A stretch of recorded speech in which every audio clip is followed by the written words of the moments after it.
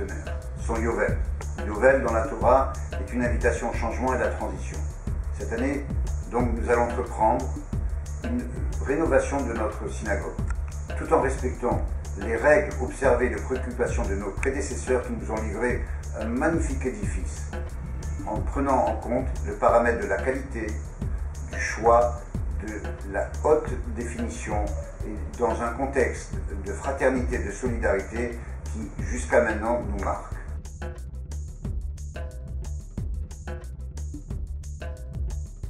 S'il fallait rajouter une raison à cette occasion qui est le Yovel, il faut dire que cette année nous sommes dans une connotation tout à fait particulière et favorable.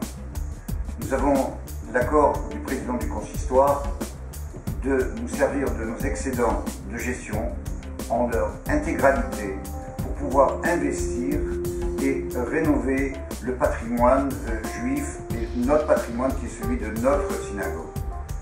Les relations particulières que nous avons avec le président Joël Mergui nous ont amené, nous permettent d'utiliser tous ces fonds dans leur intégralité, ce qui n'est pas commun, pour les investir dans un projet de rénovation. Le président Mergui veut aussi, par la sorte, récompenser le travail important et cardinal de la Team Rocket pour son service dans les communautés juives de province et devenir ensemble leur offrir un outil qui leur permettra de continuer à intervenir dans la vie des juifs de province et dans la vie des juifs bien sûr de la capitale pour pouvoir recevoir et continuer leur action importante et appréciée de par toute la communauté. Supplémentaire à ce qui vient d'être dit par le président de la communauté de la synagogue de la Roquette. Je voudrais, parce que c'est difficile pour lui de le faire de sa place, mais de ma place à moi, et aussi de la place du président du consistoire Joël Mergui, dire notre reconnaissance au Team Rocket, qui est l'initiateur de ce qui est devenu la Chazak aujourd'hui sur l'ensemble de la France. Sans Team Rocket, il n'y aurait pas eu la Chazak, et à ce titre-là, nous vous devons beaucoup de gratitude. Merci beaucoup. On va une communauté qui a su faire confiance aux jeunes, c'est ce que nous avons besoin, c'est le constat.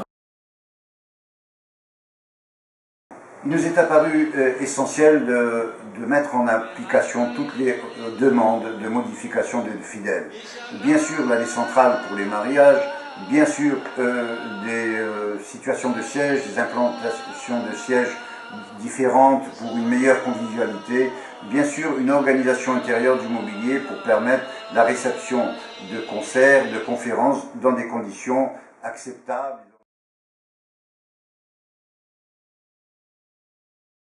Le projet a été fortement inspiré par une esquisse première qui a été faite, élaborée par Sarah Drey, ex-Toledano.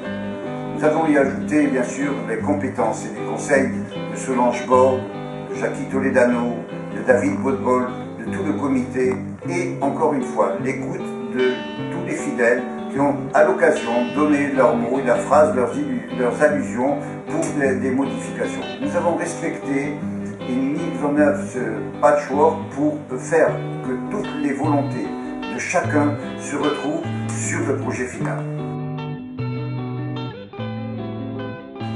Grâce à une gestion financière très rigoureuse, nous avons réussi à trésoriser et à capitaliser les résultats de nos exercices de 2009, 2010 et 2011. Ceci nous permet d'avoir un financement quasi total de notre projet, du projet que nous allons présenter. Bien sûr, nous devrons faire des appels ciblés, d'une part pour ne pas peser sur les familles qui fréquentent notre synagogue, et d'autre part pour pouvoir avoir une marge de sécurité financière qui nous permettra de clôturer également notre exercice 2012 dans des bonnes conditions. Toute cette phase financière sera assortie d'une transparence qui permettra, et sur Internet, et bien entendu à la disposition de celui qui le voudra, de venir voir les originaux, d'utilisation des fonds engagés pour cette rénovation. Il a fallu choisir une date et un agenda pour cette importante phase de travaux. Nous avons entendu que les mois de juillet et août, étant donné que ce sont des mois moins fréquentés, puissent ne pas empêcher la gestion et l'activité de notre synagogue. Aussi, avec les entreprises, Nous commencerons le travail à partir du 4 juin et nous espérons pouvoir récupérer notre chantier, notre synagogue, en fin août. Il est évident que durant cette période de travaux, l'accès à la synagogue sera limité, du vœu de notre assureur et aussi de risques que cela comprend. Nous avons décidé de nous installer rue Popincourt, qui est une adresse en plus émotionnelle et affective, pour tous les offices du matin et de l'après-midi. Il est évident que le samedi, nous risquons de faire face à une certaine promiscuité. Cela sera l'occasion, bien malgré nous, pour certains d'entre nous, d'aller fréquenter d'autres synagogues de manière très provisoire et de revenir à la fin des travaux encore plus heureux de retrouver nos murs refaits, bien entendu.